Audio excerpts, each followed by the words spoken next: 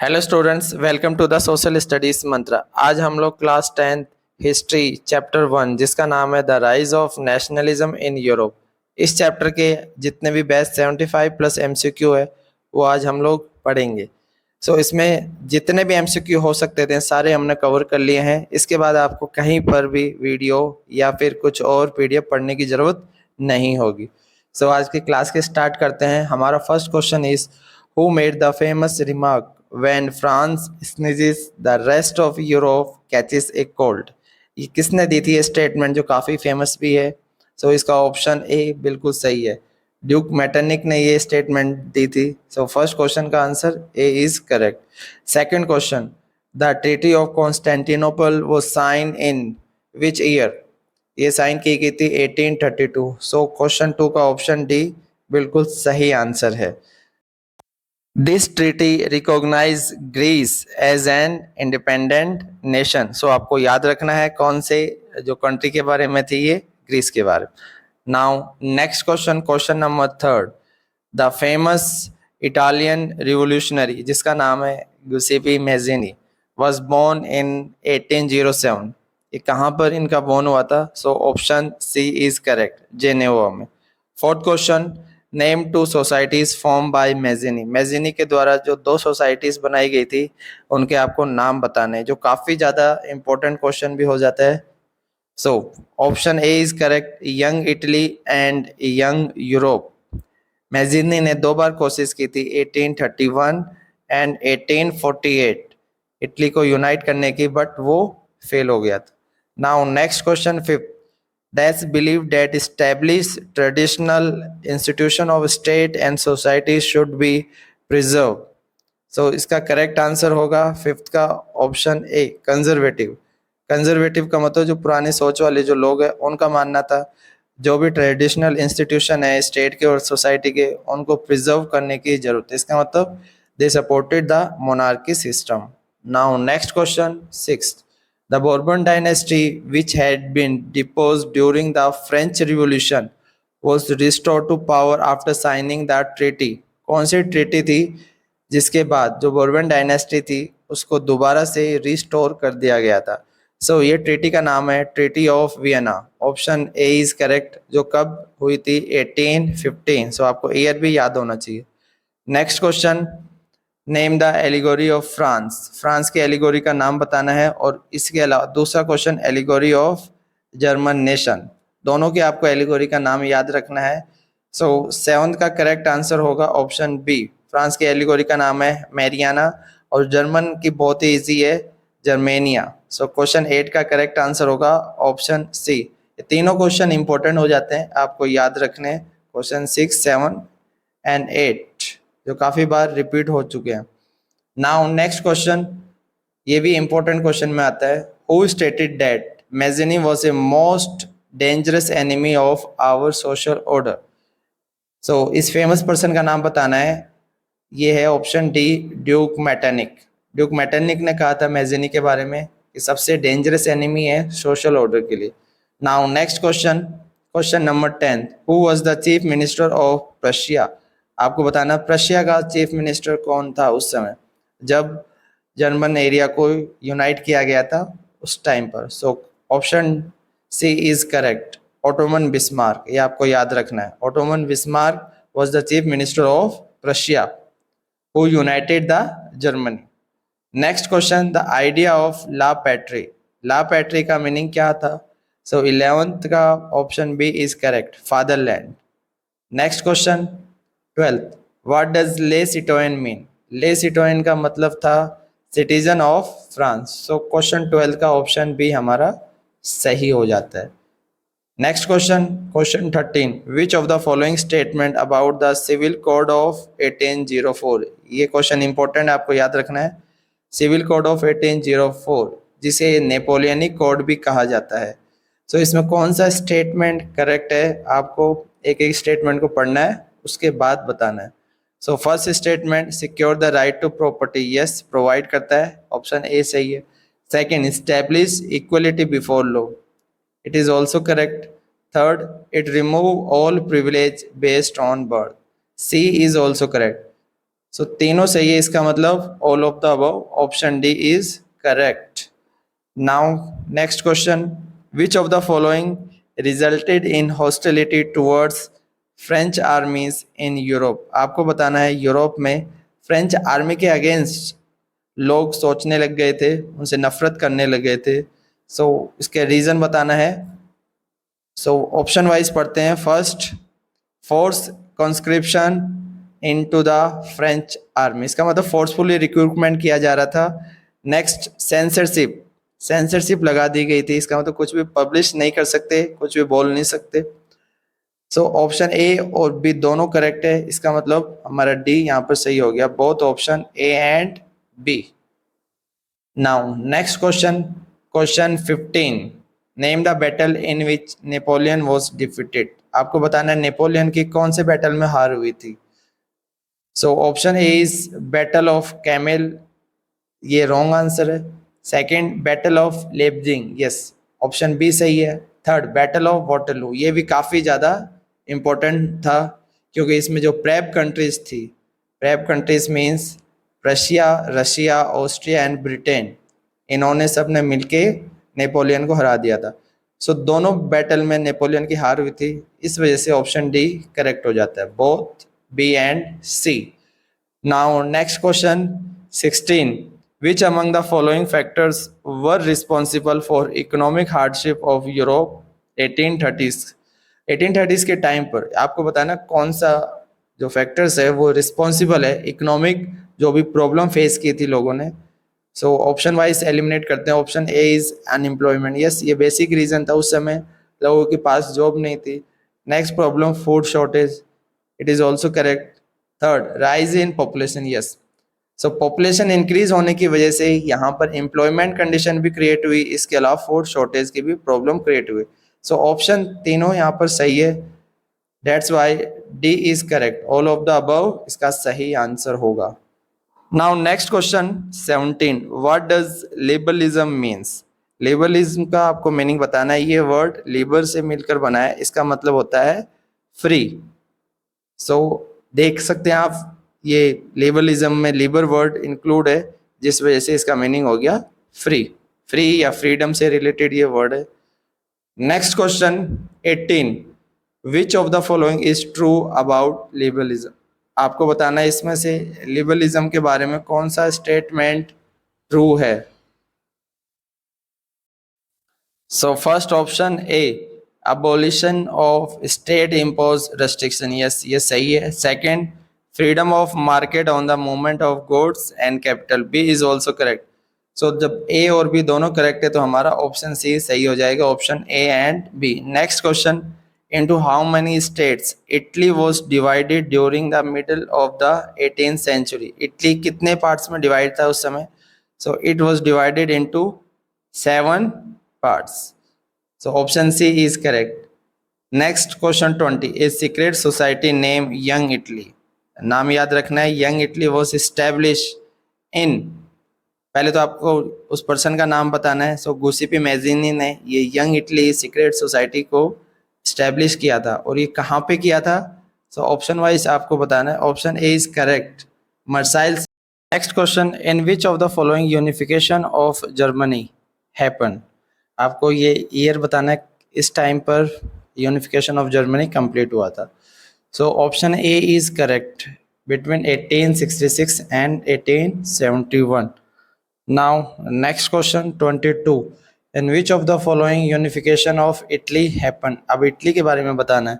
So ये happen हुआ था between 1859 से 1870. So option C is correct.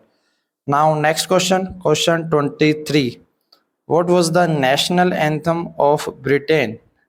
So इसका correct answer होगा option B, God saves our noble king.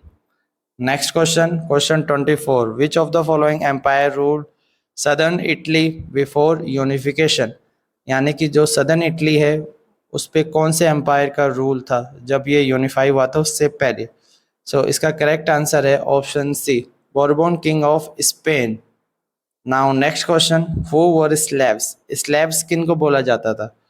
सो इसका करेक्ट आंसर है option c, inhabitants of the Balkan region. Balkan region में रहने वाले लोगों को स्लेव्स कहा जाता था। Now next question, which empire rule over Austria Hungary region. आपको बताना है ऑस्ट्रिया हंगरी रीजन पे कौन सा एम्पायर रूल करता था। सो इसका करेक्ट आंसर है option D, Habsburg empire rule over Austria Hungary region. Now, next question. Which of the following was not an ethnic group that inhabited the British Isles in the 16th century? इसमें से बताना है कौन सा ethnic group belong नहीं करता for British isle. So इसका correct answer होगा option B, the British. British belong नहीं करता, बाकी सब बिलोंग करते हैं। Next 28, which of the following country were involved in the three war with Prussia and ended with victory and unification of Germany? सो इसका correct answer आपको याद रखना है ट्रिक से, ADF। ए से Austria, Denmark and France. So option B is correct. Now next question 29, Mazzini was member of which society. Mazzini कौन सी secret society का मेंबर था। सो क्वेश्चन 29 का ऑप्शन सी बिल्कुल सही है, secret society of Carbonari. Now next question, question 30, match the following symbol from column A with their meaning from column B. आपको इससे मैच करना है। सो फर्स्ट जैसे ABCD दे रखे हैं, इस साइड 1 2 3 4 करके आपको पॉइंट दे रखे हैं। ब्रोकन चेंज, इसका मीनिंग क्या था। इसका मीनिंग था बीइंग फ्रीड, यानी कि आज़ाद हो गए, जंजीरें टूट गई, इसका मतलब आज़ाद होना। नाउ नेक्स्ट, सोर्ड, तलवार का मीनिंग क्या था। तलवार का मीनिंग था readiness to fight. So B के लिए सही होगा फोर्थ वाला। Now next C, crown of oak leaves. Crown of oak leaves का मतलब था फर्स्ट हीरोइज्म, ये शो करता था। Now last, breastplate with eagle, ये शो करता था symbol of German empire strength को। सो इसका करेक्ट आंसर होगा थर्ड वाला। सो ये सारे आपको मैच द कॉलम करना है। Now next question 31, when did French revolution start. ये आप सभी को पता होगा फ्रेंच रिवॉल्यूशन कब स्टार्ट हुआ था। सो ये स्टार्ट हुआ था 1789। Option A is correct. Now next question 32, ये क्वेश्चन भी काफी इंपॉर्टेंट है। The Estate General was elected by the body of active citizen and renamed। Estate General का नाम बदल के क्या कर दिया था, National Assembly। So option C is correct for 32 question. Now next question 33, which French artist visualized his dream of world made of democratic and social republic। इस chapter की स्टार्टिंग में जो पिक्चर दे रखी है उसके बारे में बता रखा है। इस फ्रेंच आर्टिस्ट का नाम बताना है। सो आपको याद रखना एफ से फ्रेंच और एफ से Frederick Sorrieu. Option B is correct. Now next question 34, under which rule all adult male enjoy suffrage. So France में आपको बताना है किस रूल के दौरान सारे एडल्ट को मेल को suffrage means right to vote मिल गया था, राइट टू वोट। सो ये था Jacobin rule. Option B is correct. Now next question 35, what weapons did Poland use as a weapon of national resistance. Poland में लोगों ने कौन से वेपन को as a weapon of national resistance use किया। Basically इन्होंने लैंग्वेज को use किया। So option C is correct. इसका रीजन ये था यहाँ पर रशियन का कंट्रोल था और वो अपनी लैंग्वेज इनके ऊपर इम्पोज करते थे, जिस वजह से यहाँ पर जो क्लर्जी क्लास है उन्होंने लैंग्वेज को वेपन बनाया। Next question, in 1861 days was proclaim king of united Italy. इसका मतलब 1861 में जब इटली का यूनिफिकेशन कंप्लीट हुआ था उस समय किसको किंग बनाया गया था। सो ये थे Victor Emmanuel second was proclaim king of united Italy. So 36 का option A is correct. Now next question, when was Ireland forcibly incorporated into the United Kingdom. इसका मतलब आयरलैंड को यूनाइटेड किंगडम का पार्ट्स फोर्सफुली कब बनाया गया था। So ये था 1801। Option B is correct. Now next question 38, सबसे इजी क्वेश्चन, सो ये इंपॉर्टेंट क्वेश्चन भी हो जाता है। रोमांटिसिज्म रेफर्स टू, ये कल्चरल मूवमेंट था, so option A is correct. Now next question 39, in Prussia who was refers to as Junkers. Prussia में Junkers किसको कहा जाता था? बेसिकली लार्ज लैंड ओनर्स को जंकर्स कहा जाता था। So option B is correct for question number 39। Next question 40, who among the following hosted a congress at Vienna in 1815? 1815 में वियना कांग्रेस को किसने होस्ट किया था? सो ड्यूक मैटरनिक ने किया था। Option C is correct. Now next question, which country is regarded as a cradle of European civilisation? European civilisation की cradle किसको कहा गया है? काफी ज्यादा इंपॉर्टेंट क्वेश्चन भी हो जाता है। सो इसका करेक्ट आंसर होगा Greece. Option C is correct. Greece को कहा गया है cradle for European civilisation. Now next question 42, which philosopher celebrated the national struggle through his operas? यानी कि म्यूजिक के थ्रू कौन सा जो फिलोसोफर है वो नेशनल स्ट्रगल को सेलिब्रेट करता था? सो इसका बी सही है। Karol Kurpinski celebrated the national struggle through his operas. Now next question, this is also important, Zollverein के बारे में। So it was started in 1834 in Prussia refers to a, ये बेसिकली एक कस्टम यूनियन था।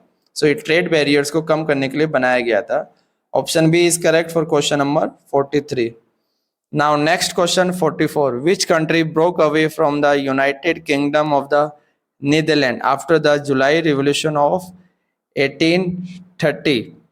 सो कौन सा कंट्री है आपको बताना है जुलाई रिवोल्यूशन के बाद जो नीदरलैंड से अलग हो गया? Option A is correct, Belgium. Now next question, which of the following state was ruled by an Italian princely house before the unification of Italy? Italy के यूनिफिकेशन से पहले आपको बताना कौन सा स्टेट रूल किया जाता था इटालियन प्रिंसली हाउस के द्वारा? So option D is correct, Sardinia Piedmont का जो रीजन था उसी को ही केवल इटालियन प्रिंसली हाउस के थ्रू कंट्रोल किया जाता था या फिर रूल किया जाता था। Now next question 46, which of the following treaty, ये काफी इंपॉर्टेंट क्वेश्चन भी हो जाता है, recognise Greece as an independent nation? कौन सी ट्रीटी के बाद ग्रीस को रिकॉग्नाइज किया जाने लगा एज एन इंडिपेंडेंट नेशन? और ये ट्रीटी हुई थी 1832 में। इसका करेक्ट आंसर है option D, treaty of Constantinople. So option D is correct. Now next question 47, which empire rule Greece since the 15th century? यानी कि 15th सेंचुरी से ग्रीस पर कौन सा एम्पायर रूल कर रहा था? सो ऑप्शन डी यहाँ पर गलत हो जाएगा, सी भी गलत है और ए ऑल्सो गलत। So b is correct, Ottoman empire rule यहाँ पर किया करता था। Next question, what is suffrage? आपको बताना है सफरेज का मीनिंग क्या होता है। So it means right to vote. Option C is correct for question number 48। Now next question, which of the following statement is false? आपको ध्यान से पढ़ना है, इसमें फॉल्स पूछ रहा है। Regarding the act of union 1707, act of union year भी आपको याद रखना है। तो इसको ऑप्शन एलिमिनेट करके इसका करेक्ट आंसर हम लोग बताएंगे। सबसे पहले देखते हैं first option, it was agreement between England and Scotland. Yes, A is correct. Next, it was an agreement between England and Ireland. No, Ireland से नहीं था, सो बी यहाँ पर फॉल्स हो जाता है।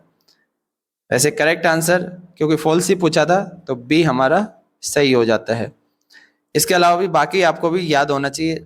सी, it resulted in the formation of United Kingdom of Great Britain, ये important point है इसके बारे में। Next, it gave England control over Scotland.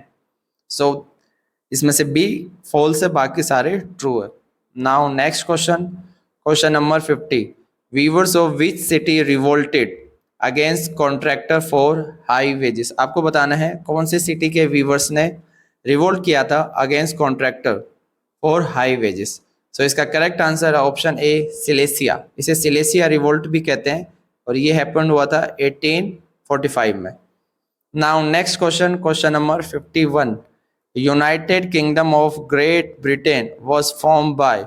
आपको बताना है United Kingdom of Great Britain कब बना था? सो ये बना था after the act of union, जो किसके बीच में हुआ था, अभी पढ़ा था हमने, England and Scotland. So option B हमारा यहाँ पर करेक्ट हो जाता है। Now next question 52, who was proclaimed the emperor of Germany in 1871? सो इसका करेक्ट आंसर होगा option D, Kesar William first of Prussia. इनको जो यूनाइटेड जर्मनी है इसका एम्परर बना दिया गया था, कब, 1871। नाउ नेक्स्ट क्वेश्चन 53, आपको ये डेफिनेशन बतानी है। A direct vote by which all the people of a region are asked to accept or reject a proposal is called plebiscite. So इसे जनमत संग्रह कहा जाता है। इसमें डायरेक्ट वोटिंग करवाई जाती है लोगों से और पूछा जाता है किसी भी जो प्रपोजल है उसके लिए एक्सेप्ट किया जाता है यस या नो के लिए। Now next question 54, what was conservative mean? आपको बताना कंजर्वेटिज्म का मीनिंग क्या था। सो 54 का सही आंसर होगा ऑप्शन सी। इसमें मोनार्की, चर्च और जो सोशल हायरार्की सिस्टम हुआ करता था, इसके अलावा जो property and family should be preserve, all tradition को प्रिजर्व करने की बात कही जाती है इसमें। Option C is correct. Now next question 55, dash regime impose censorship law? आपको बताना है सेंसरशिप लॉ किसने इम्पोज किया था ताकि कंट्रोल किया जा सके। That was said in newspaper, books, plays, songs and reflected the ideas of liberty and freedom. जो भी आइडियाज लिबर्टी एंड फ्रीडम को रिफ्लेक्ट करता है उसके ऊपर सेंसरशिप लगा दी गई थी। सो ये बेसिकली लगाई थी कंजर्वेटिव ने। Option B is correct for question number 55। Now next question 56, a large part of Balkan was under the control of the Dash Empire। ये बेसिकली ऑटोमन एम्पायर के कंट्रोल में था। So option D is correct. Which witness the most serious source of nationalist tension in Europe after 1871। और यहाँ पर 1871 के बाद काफ़ी ज़्यादा टेंशन का माहौल बन गया था, जिस वजह से first world war situation create हो गई। Now next question 57, during the 19th century Dash emerged as a force that brought about sweeping changes in the political and mental world of Europe। आपको बताना है 57 का करेक्ट आंसर क्या है। Option A is correct. 19th century में nationalism emerge हो रहा था, जिस वजह से यहाँ पर लोग चाहते थे जो भी पॉलिटिकल और जो मेंटल वर्ड्स है उसे चेंज किया जाए। Now next question number 58, When was constitutional monarchy under Louis Philippe installed in France? ये आपको याद रखना है, ईयर 1848 में कॉन्स्टिट्यूशनल मोनार्की फ्रांस में स्टैब्लिश कर दी गई थी under the head Louis Philippe. Now next question, which of the following was not the symbol of new Britain? New Britain के इसमें से कौन सा सिंबल नहीं हुआ करता था? Option A the British flag, yes सही है, इसका मीनिंग था Union Jack. Next national anthem, national anthem कौन सा था? God save our noble king. Next English language were actively promoted, ये भी सही था, तीनों सही। इसका मतलब डी बच गया, डी यहाँ पर सिंबल नहीं हुआ करता था।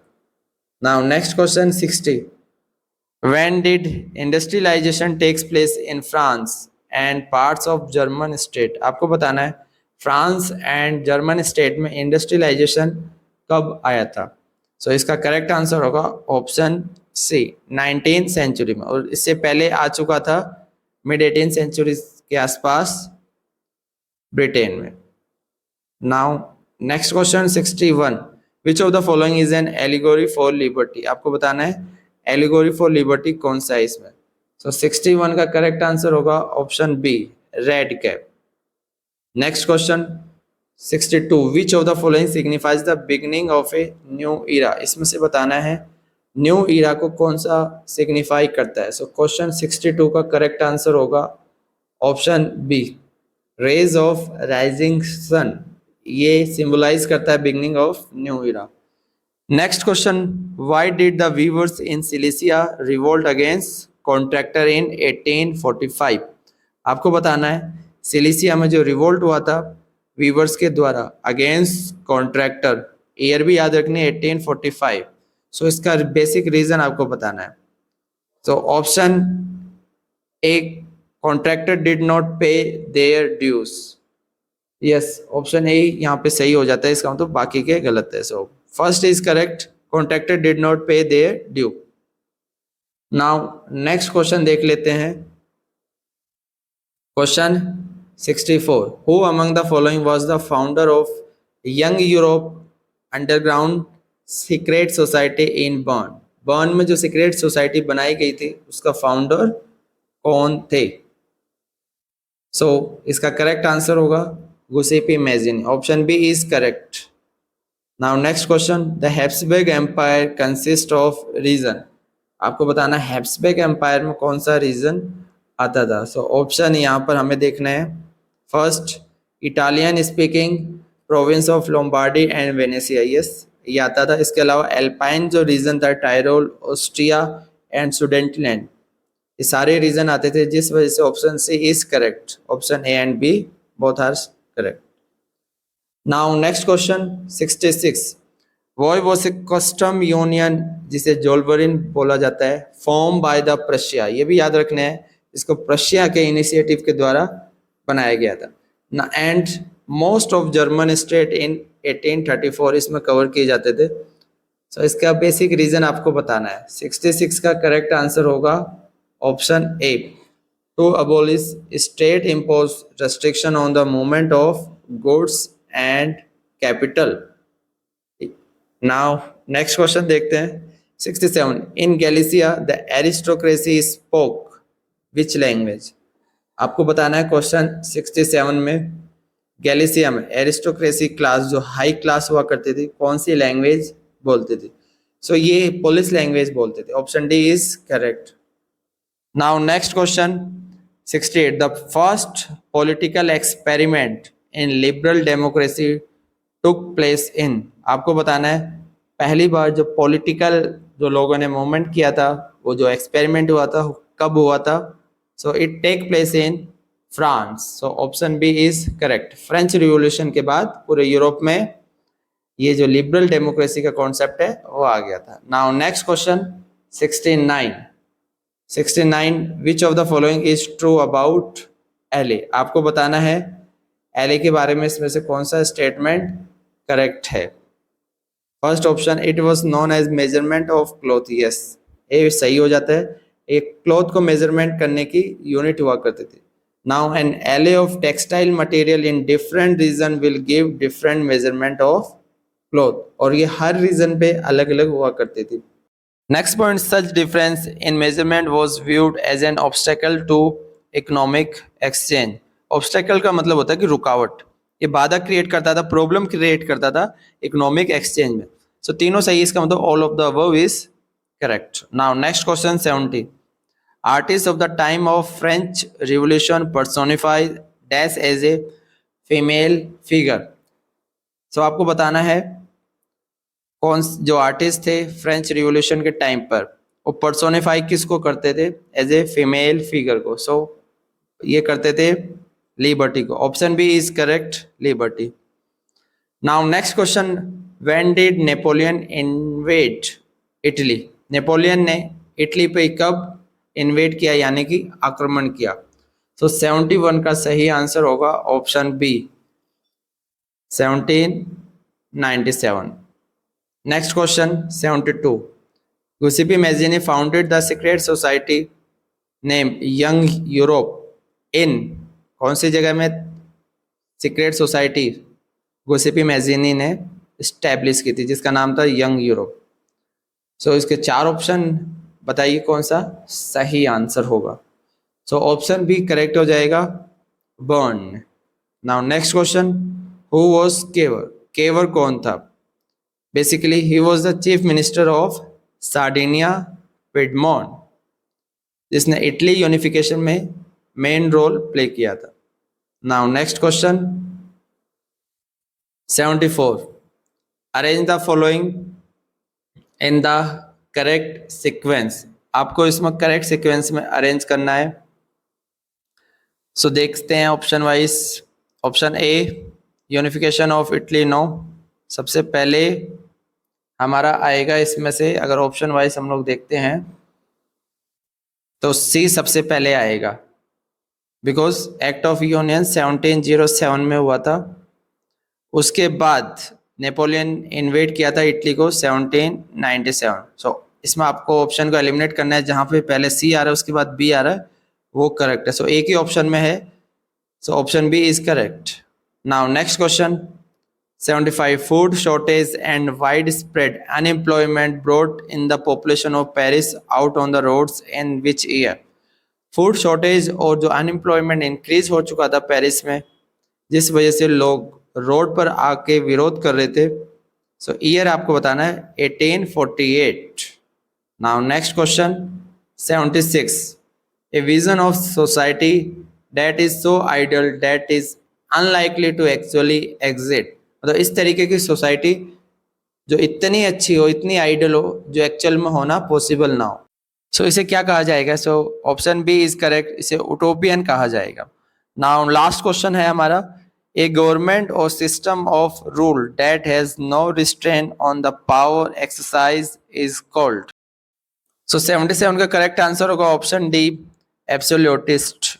नाउ ये पूरा जो चैप्टर है उसके जितने बेस्ट 77 एमसीक्यू थे वो हमने कवर कर लिए। इसके बाद हम लोग नेक्स्ट चैप्टर भी पढ़ेंगे, उसके सबसे पहले हम लोग नोट्स के थ्रू समझेंगे, उसके बाद इसके एमसीक्यू भी कवर करेंगे, और आने वाले टाइम पर इस चैप्टर के जो भी एक्सरसाइज के क्वेश्चन है वो भी आपको कंप्लीट करा दिए जाएंगे। सो स्टूडेंट्स इस चैनल से जुड़े रहिए ताकि इस तरह के वीडियो आपको टाइम टू टाइम अवेलेबल होते रहे। अगर आपको किसी तरीके की कोई और प्रॉब्लम है तो आप मुझे शेयर कर सकते हैं।